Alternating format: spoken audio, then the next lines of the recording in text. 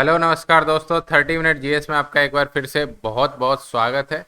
हिंदी साहित्य का इतिहास हम पढ़ रहे थे। इसमें पहले हमने हिंदी साहित्य के काल विभाजन के बारे में बात कर लिया था और आदिकाल में किस तरह की रचनाएं करी गई, और इसके अलावा हमने जैन, नाथ, सिद्ध आदि के बारे में भी हमने पढ़ लिया था। तो चलिए आदिकालीन साहित्य परंपरा की चर्चा शुरू करते हैं। तो नंबर 1, सिद्ध साहित्य की बात कर रहे हैं। तो सिद्धों ने, पहले भी हम पढ़ चुके हैं, बौद्ध धर्म के वज्रयान तत्व को, वज्रयान मतलब टोना टोटका आदि के संबंधित हुआ करता था, उसका प्रचार करने के लिए जनभाषा, यानी कि वो एक तो इन्होंने किसमें लिखी, अपभ्रंश में, और अपभ्रंश के साथ साथ हिंदी भाषा में इन्होंने जैन साहित्य का, और इसके अलावा जो सिद्ध हुआ करते थे बौद्ध वाले, उन्होंने अपभ्रंश और हिंदी भाषा में इनको लिखा। अब इंपॉर्टेंट बात यह है कि राहुल सांकृत्यायन ने कितने नामों का उल्लेख किया है, ये क्वेश्चन पूछा जाता है। तो राहुल सांकृत्यायन ने कितने सिद्धों का उल्लेख किया है? 84। तो ऐसे भी पूछा जा सकता है, हिंदी साहित्य में कितने सिद्धों का उल्लेख है? तो 84 सिद्धों का उल्लेख है। और क्वेश्चन सबसे ज्यादा पूछा गया है कि आपको ऑप्शन में दे देंगे सरपा, सबरपा, लुईपा, कणपा, ये सब, ठीक है। लेकिन पूछा जाए अगर कि सिद्ध साहित्य का आरंभ कहाँ से होता है, ये क्वेश्चन बहुत बार आया है। तो आप आराम से नोट्स बनाते चलिए। सिद्ध साहित्य का आरंभ, तो सिद्ध साहित्य का आरंभ होता है सरहपा से, सरहपा, ठीक है। सॉरी, काफी ज्यादा सुंदर लिख दिया हमने। तो सरहपा से सिद्ध साहित्य का आरंभ माना जाता है। इसके अलावा इसमें सरहपा, सबरपा, लुईपा, डोमपा, कणपा और कुकृपा आदि हिंदी के प्रमुख कवि है। जब 84, तो 84 लोगों के नाम तो आपको याद रखना नहीं है, केवल ये याद रख लेना है कि किन से इनका सिद्ध साहित्य शुरू माना जाता है। तो सरहपा। अब बात कर लेते हैं सरहपा कौन थे। आजकल क्वेश्चन इस तरह के आने लग गए हैं कि उन्होंने क्या लिखा, उनकी भाषा शैली क्या थी, इसलिए ये पढ़ा रहे ना, तो कोई मुझे शौक नहीं, एक फैक्ट की तरह आपको दे देते और बात खत्म कर। तो सरहपा का अन्य नाम क्या क्या है? एक तो इनका नाम है सरहपाद, सरहपाद। इसके अलावा अन्य नाम है इनके सरोज वज्र, सरोज वज्र और राहुल भद्र। ये 3 नाम किनके हैं? सरहपा के ही है। और ये जाति से ब्राह्मण थे, कभी नहीं पूछा जाएगा। एक बात बता रहे हैं, रचना काल के विषय में सभी विद्वान एकमत नहीं है। वो विद्वान कभी एकमत हो ही नहीं सकते, वरना वो विद्वान कहे ही नहीं जाते। कहते ना, आप विद्वान मत बनो, मतलब कोई बात काटता है तभी इसको विद्वान समझा जाता है। राहुल जी ने इनका समय 761 ईस्वी माना है, नहीं पूछेंगे। इनके द्वारा रचित 32 ग्रंथ हैं, ये पूछ सकते हैं कुल कितने ग्रंथों की रचना करी सरहपा ने? तो 32 ग्रंथों की रचना कर दी थी, ठीक है। जिनमें से अब देखिए इंपॉर्टेंट कहां पर है, ये आप नोट्स में एक जगह रचनाओं में लिख लेना। दोहा कोश जो है, ये किसकी रचना है? सरहपा की प्रमुख रचना है। और सरहपा क्योंकि सिद्ध थे। अब एक चीज हो गई, आप देखो, आपको ऑप्शन में मिलेगा, तुरंत कर लोगे। सरहपा ने पाखंड और आडंबर का विरोध किया है और गुरु सेवा को महत्व दिया है। तो सिंपल सी बात है, कोई सिद्ध होगा, अगर पहला वीडियो नहीं देखा है तो देख के आइए, तब समझ में आएगा कि अगर कोई सिद्ध संप्रदाय से होगा तो पाखंडों का, आडंबरों का विरोध करेगा। तो दोहा कोश सरहपा की प्रमुख रचना है और इसमें इन्होंने पाखंड आडंबर का विरोध किया। ये ऑप्शन में आपको मिल जाएगा। वह सहज भोग मार्ग से जीव को महासुख की ओर ले जाते हैं। इनकी भाषा सरल और गेय है। काव्य में भावों का सहज प्रभाव मिलता है, ठीक है। भाषा अगर पूछ लें कैसी थी सरहपा की, तो ये पूछा जाता है, बहुत बार पूछा है। आपको लगेगा क्या ही फालतू बात है, लेकिन ये पूछा जाता है। भाषा कैसी थी? सरल थी और गेय, गेय मतलब गाने योग्य, वो वैसा वाला गेय नहीं, ठीक है। आगे बढ़ते हैं। उदाहरण इन्होंने लिखा है, नाद न बिंदु न रवि न शशि मंडल, चियराय सहाबे मूकल, अजुरे उज छाड़ी मल्लेहु रे वंक, निहि बोहिमा जाहु रे लंक, हाथ रे कांकड़ माल दापड़, आपने अपा बुझतु नियम पढ़। मतलब एक गाने योग्य है। ये देखिए आपको रिदम राइमिंग मिल रही है, उस तरह की भाषा, यानी कि गेय और सरल है उस समय के हिसाब से। आपको ये कठिन लग रही होगी। तो सरपा की इस कविता से स्पष्ट है कि उनकी भाषा तो हिंदी है, केवल उस पर यत्र अपभ्रंश का प्रभाव है। यानी कि सरल और गेय भाषा है सरपा की, और भाषा मुख्य रूप से हिंदी है, और मिक्स है, इसमें क्या मिक्स है, मिश्रण किसका है, अपभ्रंश का मिश्रण है। ठीक है। भाव और शिल्प की ओर जो परंपरा संत साहित्य में जाकर नए रूप में उभरी, उसका बीज रूप सरपा के काव्य में दृष्टा। अब आगे आते हैं सबरपा। सहरपा का तो काम हो गया, इनसे सबसे ज्यादा क्वेश्चन आते हैं। और इन्होंने, सहरपा ने एक, ये कौन सी पुस्तक है, ये देखिए, इनकी प्रमुख रचना क्या है, दोहा कोश। याद रख लेना, इंपॉर्टेंट है। कुछ याद रख पाओ इसमें से या ना रख पाओ, आपको याद रखना है सरपा की जो रचना है वो दोहा कोश है। भाषा इनकी हिंदी है, लेकिन उसमें अपभ्रंश का प्रभाव है। ठीक है। और जाति से ये ब्राह्मण हुआ करते थे। अब बात करते हैं सबरपा की। सबरपा जो थे, नोट्स बनाते जाना, सबरपा क्षत्रिय कुल में, सन कभी याद मत करना, नहीं पूछे जाते, पूछे भी जाएंगे तो याद करोगे तो पागल हो जाओगे। और इन्होंने ज्ञान प्राप्त किससे किया, इनके गुरु कौन थे सबरपा के, वो थे सरहपा। ठीक है। और सबरों की तरह ये जीवन व्यतीत करते थे, इसलिए इनको सबरपा कहा जाता था। और प्रमुख पुस्तक इंपॉर्टेंट, बहुत बार आपने देखी होगी, ये एग्जाम में आई है, चर्यापद। तो चर्यापद सबरपा की पुस्तक है। ठीक है। दोहा कोश सहरपा की है, और चर्यापद सबरपा की है। ठीक है। अब आपको याद करने के लिए, कैसे भूल भी सकते हैं आप चर्यापद कैसे, तो दिनचर्या में आपको सब्र रखना पड़ता है, तो सबरपा की रचना चर्यापद। ये माया मोह का विरोध करके सहज जीवन पर बल, जितना भी सिद्ध है सहज जीवन पर बल देंगे, और उसी से महासुख की प्राप्ति का मार्ग बताते हैं। कविता की पंक्तियां कोई याद करने की जरूरत नहीं है, ऐसे टाइम बर्बाद करने के लिए बोले दे रहे हैं। हेरी मेरी तैला बाड़ी खसमे समतुला, सुकड़िए शेर कपासु फूटिला, तैला वाड़िर पासिर जोहड़ा वाड़ी ताइला, फिटेल अंधारी रे आकाश फुलिया। ठीक है। कुछ नहीं है, फालतू है, कहा था टाइम बर्बाद के हो गया। अब बात करते हैं लुइपा के बारे में, बात कर लेते हैं। तो लुइपा राजा धर्मपाल के शासनकाल में कायस्थ परिवार में जन्मे हुए थे। ठीक है। लुइपा जो थे वो कायस्थ थे, और कौन सा राजा, धर्मपाल के समय। और इनके गुरुजी कौन थे, इनके गुरुजी थे सबरपा। सबरपा। ठीक है। और इनकी साधना का प्रभाव देखकर उड़ीसा के तत्कालीन राजा और मंत्री भी किसके शिष्य हो गए, लुइपा के। 84 सिद्धों में सबसे ऊंचा स्थान, इंपॉर्टेंट है, क्वेश्चन ये बन सकता है कि जो 84 सिद्ध माने गए हैं राहुल सांकृत्यायन द्वारा, उनमें 84 सिद्धों में, देखिए मैं इस तरह से आपको पढ़ा रहा हूँ, अभी तक आपको हिंदी साहित्य का इतिहास पढ़ के कॉन्फिडेंस नहीं होता, एक बार ये पढ़ लेंगे आप कॉन्फिडेंस आ जाएगी, हमने पूरा पढ़ लिया है। 84 सिद्धों में सबसे ऊंचा स्थान की बात करें तो किसका आता है, लुइपा का आता है। और इंपॉर्टेंट बात यह है, इनकी कविताओं में रहस्य भावनाओं की प्रधानता है, रहस्यवादी या रहस्य भाव की प्रधानता है। ये आपको इनके बारे में याद कर लेना, एक नोट्स बनाते जाइए। मुश्किल से आपके नोट्स होंगे 20 से 25 पन्ने के, उसके बाद आप हो जाएंगे एकदम मास्टर। अब बात करते हैं आगे की बात, मन की बात, काम की बात। एक और सिद्ध हुए जिनका नाम था डोम्भीपा। डोम्भीपा मगध में हुआ करते थे। डोम्भीपा क्षत्रिय वंश, मगध। विरूपा से इन्होंने दीक्षा ली, यानी इनके गुरु कौन थे, विरूपा। और इनके द्वारा 21 ग्रंथ लिखे गए, नहीं संख्या नहीं पूछी जाएगी। और अब याद कर लेना क्या,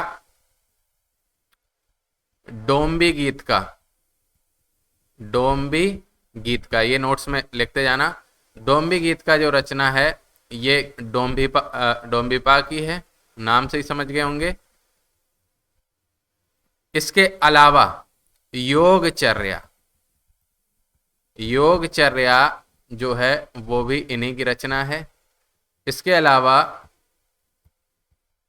अक्षर द्विकोपदेश, अक्षर द्विकोपदेश ये भी डोम्बिपा की रचना है। यानी कि डोम्बी गीत का योगचर्या और अक्षर द्विकोपदेश ये रहा, ये लिखे हुए हैं। डोम्बी गीत का योगचर्या अक्षर द्विकोपदेश ये रचना है डोम्बिपा की, ये नोट कर लेना आप। अब इसके बाद बात करते हैं कर्णपा की। इन पे भी क्वेश्चन आए हुए हैं इसलिए थोड़ा सा इंपॉर्टेंट हो जाते हैं।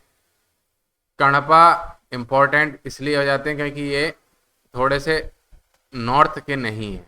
यानी कि कर्णपा जो हैं इनका जन्म कर्नाटक के ब्राह्मण वंश परिवार में हुआ था, लेकिन ये रहते बिहार में थे। और जालंधरपा इनके गुरु थे। गुरु इनके कौन थे?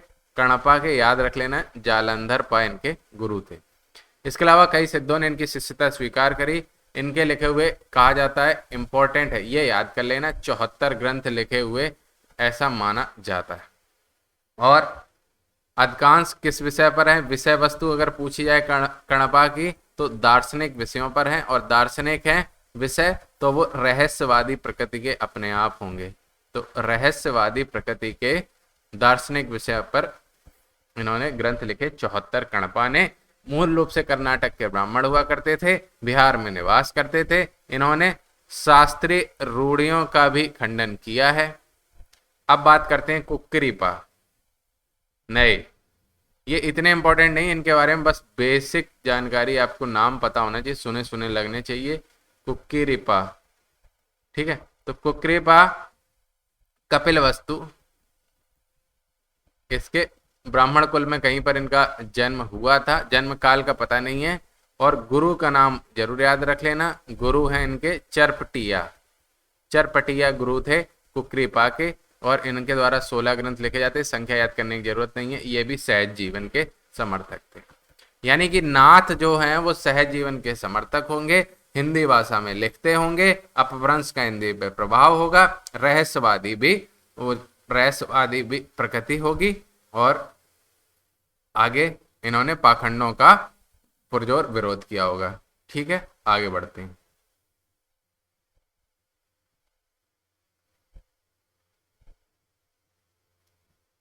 अब बात करते हैं उसी समय, ये क्या हो रहा है?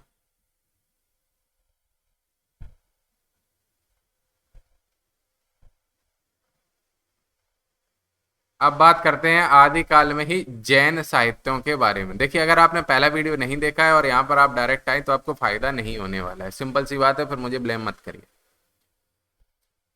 जैन साहित्य में तो जिस प्रकार हिंदी के पूर्वी क्षेत्र में सिद्धों ने बौद्ध धर्म के वज्रयान मत का प्रचार हिंदी कविता के माध्यम से किया, उसी प्रकार पश्चिमी क्षेत्र में, पश्चिमी क्षेत्र जब भी हम बात करेंगे तो बात हो रही है मुख्य रूप से गुजरात और राजस्थान की, जहां पर जैन धर्म का प्रभाव अधिक था। वहीं पूर्वी क्षेत्र बंगाल उड़ीसा में बौद्ध धर्म का प्रभाव अधिक हुआ करता था। तो पश्चिमी क्षेत्र में जैन धर्म, तो जैन साधुओं ने भी अपना मत का प्रचार पश्चिमी क्षेत्र में हिंदी कविता के माध्यम से किया। इन कविताओं में कवियों की रचनाएं आचार, रास, फागु, चरित आदि विभिन्न शैलियों में मिलती हैं। आचार शैली के जैन काव्यों में घटनाओं के स्थान पर उपदेशात्मकता को प्रधानता दी गई है। इंपॉर्टेंट है, इनकी शैलियां हुआ करती थी जिनको कहते हैं आचार शैली, इसके अलावा फागु शैली, इसके अलावा रास शैली और चरित शैली। अब इनमें से विशेषताएं पूछ लेता है, किस शैली की क्या विशेषताएं हैं। तो जो आचार शैली है ये जैन काव्यों से ही संबंधित है। तो आचार शैली में किसको प्रधानता दी गई है? उपदेश रूप में दी गई, तो उपदेशात्मक है आचार शैली। इंपॉर्टेंट है, याद कर लेना। इसके अलावा फागु और चरित काव्य शैली की समानता एक ही शैली में मिलेंगे। फागु जो है और चरित काव्य हैं एक समान शैली, दोनों नहीं, मतलब इसमें पूरा का पूरा जो ग्रंथ लिखे गए हैं फागु में या चरित काव्य में, तो शैली की समानता के लिए प्रसिद्ध है। रस शब्द का अर्थ है क्रीड़ा और नृत्य से संबंधित था। भरत मुनि ने इसे क्रीडनीयक कहा है। वात्स्यायन के कामसूत्र के रचना काल तक रास में गायन का भी समावेश हो चुका था। अभिनव गुप्त ने रास को एक प्रकार का एक रूपक माना है। लोक जीवन में श्री कृष्ण की लीलाओं के लिए रास शब्द रूढ़ हो गया था। आज भी सामान्य जनता उस शब्द का प्रयोग करती है, जैसे आपने नाम सुना होगा रास लीला। तो जैन साधु, इतना याद रख लेना, आचार फागु रासचर्य शैली है। आचार जो शैली है, आचार्य जी नाम सुना होगा। आचार्य जी क्या कहते हैं? उपदेश देते हैं, तो उपदेशात्मक शैली। और फागु और चरित काव्य में क्या होगा? शैली एक समान है। फागु ग्रंथ है तो पूरी शैली एक समान है, बीच में चेंज नहीं हुए। ठीक है, आगे बात करते हैं।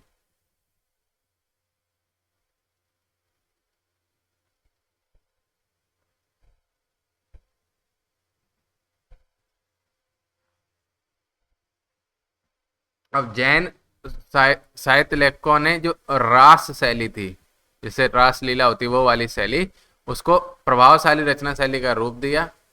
और जैन तीर्थंकरों के जीवन चरित्र और वैष्णव अवतारों की कथाएं जैन आदर्शों के आवरण में रास नाम से पदबद्ध की गई। जैन मंदिरों में श्रावक लोग रात्रि के समय ताल देकर रास का गायन किया करते थे। 14वीं शताब्दी तक यह पद्धति जारी रही। जैन साहित्य का सबसे अधिक लोकप्रिय रूप रास ग्रंथ बन गए और वीर गाथाओं में रास को ही रासो कहा गया, लेकिन इनकी विषय भूमि जैन रास ग्रंथों से भिन्न हो गई। मतलब समझिए, जैन जो रास ग्रंथ थे वो वैष्णव अवतार यानी कि भगवान विष्णु के अवतार, जैन तीर्थंकरों के जो अवतार थे उनके जीवन चरित्र, जैसे रास लीला में श्री कृष्ण की, उसी तरह से वैष्णव, वो भी श्री कृष्ण, वैष्णव अवतार में ही श्री कृष्ण आते हैं। इसके अलावा जैन तीर्थंकरों का अवतार, ये सब रास ग्रंथों में लिखे गए। तो इनकी मूल प्रवृत्ति क्या थी? आध्यात्मिक टाइप की थी। उसके बाद आती है, ये आदिकाल हो गई। इसके बाद जब वीर गाथा काल आई, और उसी में वीर गाथा काल जब आगे आती है तो वीर गाथा काल में रास को ही आगे क्या कह दिया गया? रासो ग्रंथ कहा गया। पृथ्वीराज रासो, बीसलदेव रासो, कुमांड रासो। लेकिन इनकी विषय भूमि अब क्या हो गई? आश्रयदाताई राजा हो गए, ना कि ये पौराणिक विषय हो गए। बस इतना सा अंतर आ गया।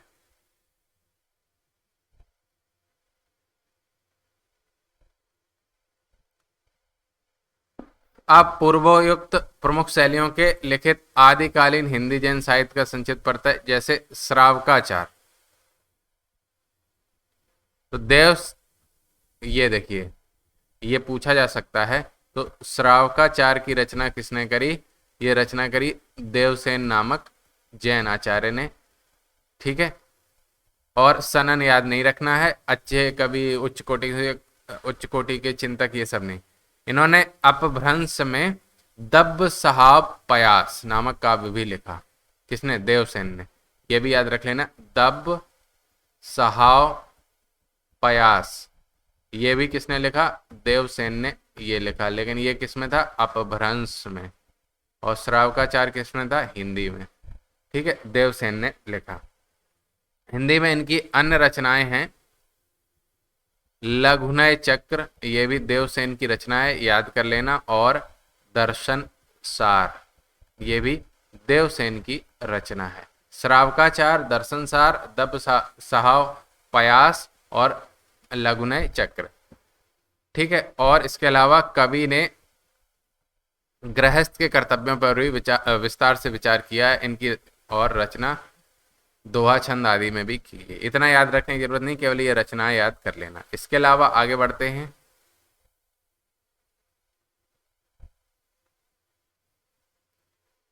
अब है भरतेश्वर, इंपॉर्टेंट है, ये भी इंपॉर्टेंट है। भरतेश्वर बाहुबली रास, बाहुबली, भरतेश्वर बाहुबली रास। तो ये लिखी है मुनि कौन थे? जिन विजय, सॉरी, इसकी रचना करी है शालिभद्र सूरी ने। शालिभद्र सूरी ने रचना करी है भरतेश्वर बाहुबली रास की। और मुनि जो जिनविजय सूरी हैं, उन्होंने जैन साहित्य की रास परंपरा का प्रथम ग्रंथ ये इंपॉर्टेंट क्वेश्चन हो गया। जैन साहित्य की, नोट्स में लिखते जाइए, जैन साहित्य की रास परंपरा का प्रथम ग्रंथ किसे माना गया है? वो माना गया है भृत्येश्वर बाहुबली, एक ही नाम है, रास को। और इसकी रचना करी है शालिभद्र सूरी ने। अब आप कहेंगे कि ये फिर जिनविजय कौन लिखे? तो जिनविजय जो मुनि थे, जैन मुनि, उन्होंने इसको प्रथम ग्रंथ माना है। अब आगे बढ़ते हैं।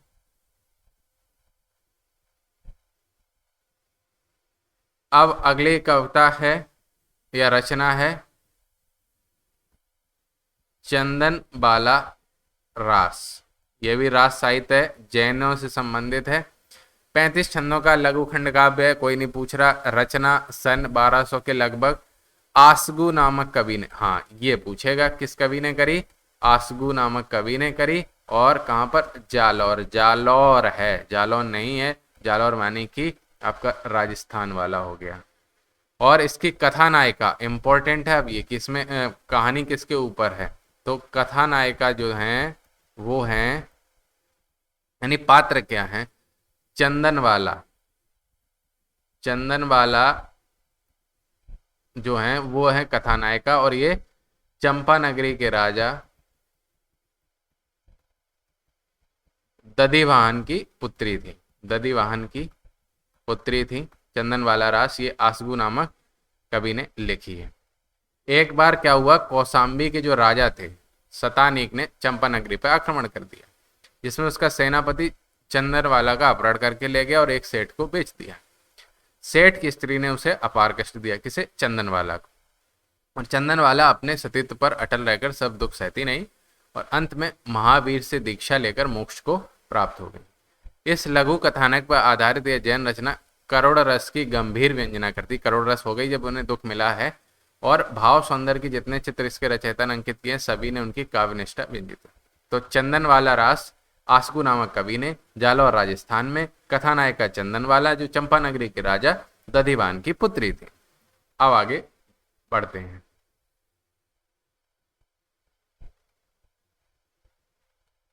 अब आते हैं स्थूली भद्र रास। तो स्थूली भद्र रास की रचना जिन धर्म सूरी को माना जाता है। रचनाकार कौन है? जिन धर्म सूरी। तो जिन धर्म सूरी को इनकी किसके रचयिता माने जाते हैं? स्थूलीभद्र रास को। और इसमें स्थूलीभद्र और कोसा वैश्या के विषय में अन्य रचनाएं भी मिलती, यानी कि स्थूलीभद्र और कोसा वैश्या के विषय में रचनाएं मिलती हैं। क्या रचनाएं मिलती है अभी देख लो ना, आपके मन में एकदम लड्डू फूट गए हों। तो इस कृति की सभी घटनाओं के उनके प्रत्यक्ष संबंध नहीं है। घटनाओं के माध्यम से लौघट के रूप में स्थूलीभद्र का संयम चित्रित करते हुए कवि ने काव्य को विशिष्ट बना दिया। कोसा वैश्या के पास भोग लिप्त रहने वाले स्थूलीभद्र को कवि ने जैन धर्म की दीक्षा लेने के बाद मोक्ष का अधिकारी सिद्ध किया है। काव्य की भाषा पर अपभ्रंश का प्रभाव अधिक है, फिर भी इसकी भाषा मूल रूप से हिंदी है। धार्मिक दृष्टि से प्रेरित होने पर भी इसकी भावभूमि और अभिव्यंजना अव्यानुकूल है। इसके बाद आगे रास पे, अगले रास पे बात करते हैं। तो वो है रोवंत गिरि रास। ये सब नाम आप जब एग्जाम में आते तब देखते ये कहाँ से नाम आ गया, ये यहीं से नाम आया। तो ये है विजय सेन सूरी की काव्य है। सन की याद नहीं, आपको जरूरत नहीं है। और इस काव्य में किसका वर्णन है? तीर्थंकर नेमिनाथ, नेभी नहीं, नेमिनाथ की प्रतिमा तथा रंवतगिरी तीर्थ का वर्णन। रंवतगिरी तीर्थ का वर्णन है। किसने लिखी? विजय सेन सूरी ने। याद कर लेना क्या है? रोवंतगिरी रास। यात्रा तथा मूर्ति स्थापना की घटनाओं पर आधारित एक काव्य है। इतना आपको याद नहीं रखना, लेकिन जब पढ़ ही रहे हो तो थोड़ा सा बता दिया है। आगे बात करते हैं, लास्ट रास की बात कर रहे हैं, नेमिनाथ रास। अब आपको इसकी रचनाकार में आपको नेमिनाथ दे देगा कंफ्यूज करने के लिए, लेकिन नेमिनाथ रास की रचना करी है सुमति गणी ने। सुमति गणी ने इसकी रचना करी। 58 छंदों की इस रचना में कवि ने नेमिनाथ की चरित्र सरस शैली में प्रस्तुत करी है। नेमिनाथ के प्रसंग में श्री कृष्ण का वर्णन इस काव्य का विषय है। इन दोनों के माध्यम से विभिन्न भावों की व्यंजना हुई है और रचना की भाषा अपभ्रंश से प्रभावित, रचना की भाषा अपभ्रंश से प्रभावित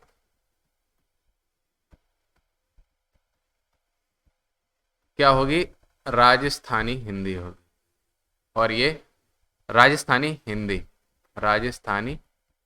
हिंदी होगी। जैन में कोई भी रास होगा वो अपभ्रंश से प्रभावित होगा, आदिकाल की बात हो रही है, और हिंदी में होगा। और राजस्थानी क्यों होगी, क्योंकि पश्चिमी क्षेत्र यानी कि राजस्थान और गुजरात के क्षेत्रों में ये इसको लिखा गया था। तो नेमिनाथ रास नाम से कंफ्यूज मत होना, इनका लिखा है सुमति गणी ने। तो एक बार रास के बारे में थोड़ा सा डिटेल आप देख लीजिए ऊपर से नीचे तक, फिर से रिवीजन कर लेते हैं, फिर आगे बढ़ते हैं।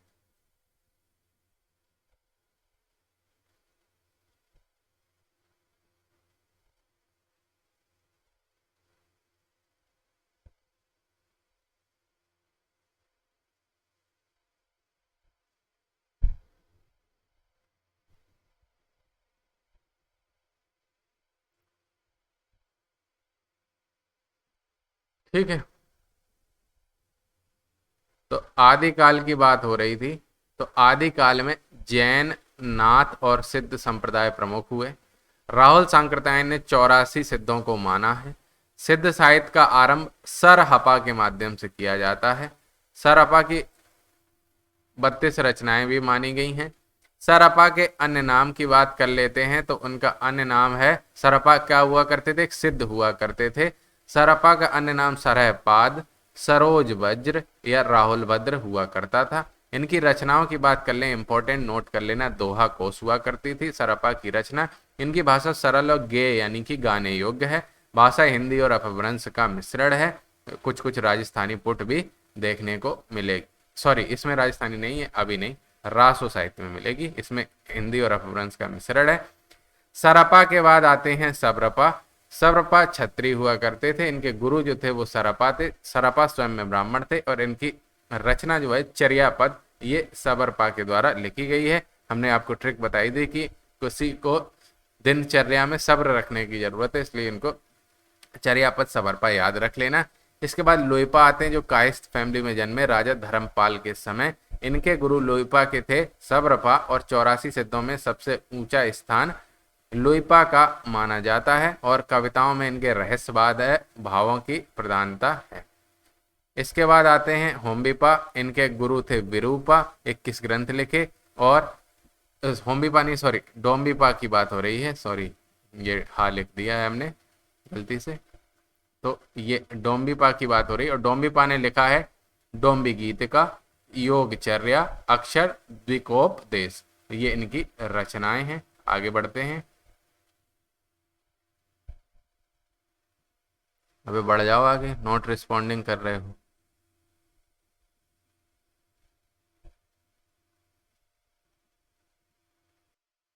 तो डोम्बिपा की रचना हम लोग देख चुके थे। इनके गुरु हुआ करते थे विरूपा, 21 ग्रंथ, ये सब हमने क्लियर कर लिया था। अब आगे बढ़ते हैं। इसके बाद आते हैं काफी जाना माना नाम। काफी जाना माना नाम कौन है? कण्हपा, बहुत फेमस नाम है। इन्होंने 74 ग्रंथ लिखे, कर्नाटक से संबंधित थे, ब्राह्मण हुआ करते थे, बिहार में रहते थे। इनके जो गुरु थे, पूछ लेता है, वो थे जालंधर पा। विषय इनके दार्शनिक विषय रहेंगे, रहस्यवादी प्रकृति रहेगी। इसके बाद आते हैं कुक्रीपा। कुक्रीपा के जो गुरु थे वो थे चरपटीय। चरपटी ठीक है, और इनका जन्म हुआ था कपिलवस्तु में, और ये ब्राह्मण परिवार में जन्मे थे। ये भी सहज जीवन, रहस्यवादी प्रकृति पर भी फोकस किया करते थे। आगे बढ़ते हैं।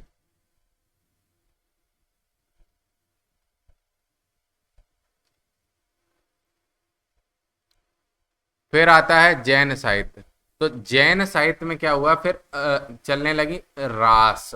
जैसे रास लीला होती है वो वाली रास चलने लगी, लेकिन रास लीला में जिस तरह से श्री कृष्ण का वर्णन होता है उसी प्रकार जैन साहित्य में रास लीला में जैन मुनियों या फिर जैन तीर्थंकरों के जीवन के बारे में वर्णन हुआ करता था। इसके अलावा वैष्णव पंथ में जैसे कृष्ण वाले है ना, विष्णु जी के अवतार, इन सब के बारे में भी वर्णन हुआ करता था। और ये सब रास कहलाए थे, जो बाद में रासो साहित्य कहलाए। लेकिन रासो साहित्य में ये पौराणिक विषय नहीं होकर जो आश्रयदाता थे वो विषय हुआ करते थे। इसके बाद रास हैं वो पश्चिमी भारत में मुख्य रूप से जैन धर्म के मुनियों द्वारा या फिर उनके लेखकों द्वारा लिखे गए, खासतौर से गुजरात राजस्थान में। इनमें प्रमुख थे आचार, फागु, रास और चरित्र। ये इनकी रचनाओं के प्रकार के नाम हैं। जो आचार थे वो उपदेशात्मक शैली में लिखा गया। याद करने की ट्रिक हमने बताई थी। आचार्य जो होते हैं वो उपदेश देते हैं, तो उपदेशात्मक शैली में। जबकि फागु और चरित काव्य में शैली की समानता, यानी कि फागु और चरित दोनों एक जैसे नहीं। मैं फिर क्लियर कर रहा हूँ।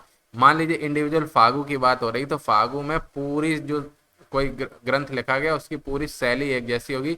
चरित काव्य में कोई ग्रंथ लिखा गया तो उसकी शैली एक जैसी होगी। ये जैन काव्यों से संबंधित है रास साहित्य। आगे बढ़ते हैं।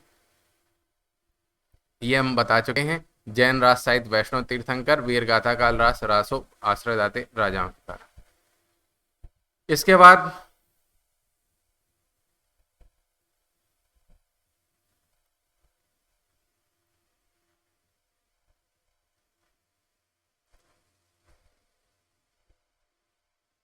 ठीक है, अब जैन साहित्यों की चर्चा हो रही है।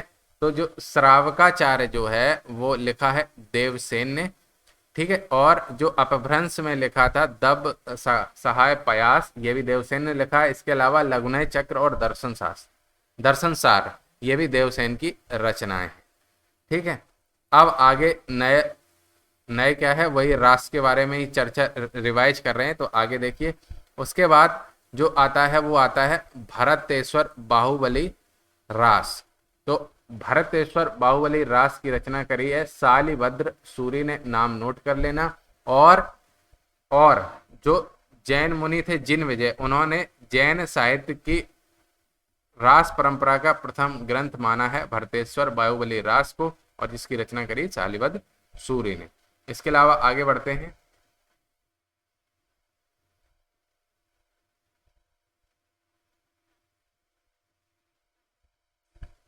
फिर चंदन बाला रास, वो आसगू जो जालौर के कवि थे, जालौर यानी राजस्थान के, और उन्होंने रचना करी चंदन बाला रास की।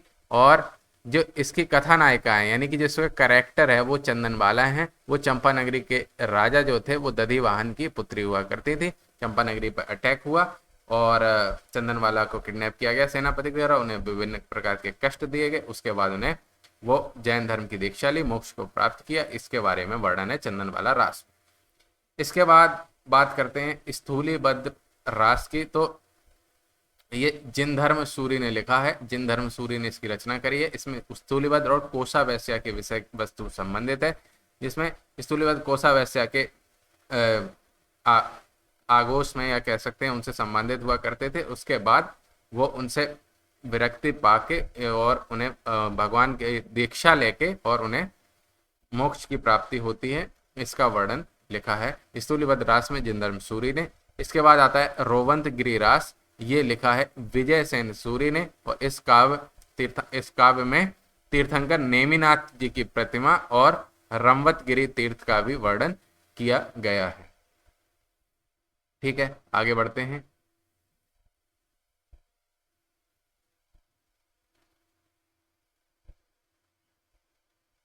और ये देखिए लास्ट रास है नेमिनाथ रास।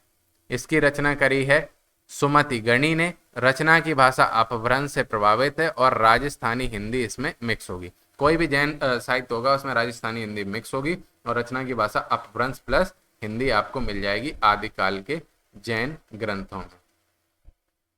अब अगले वीडियो हम बात करेंगे नाथ साहित्य के बारे में चर्चा करेंगे।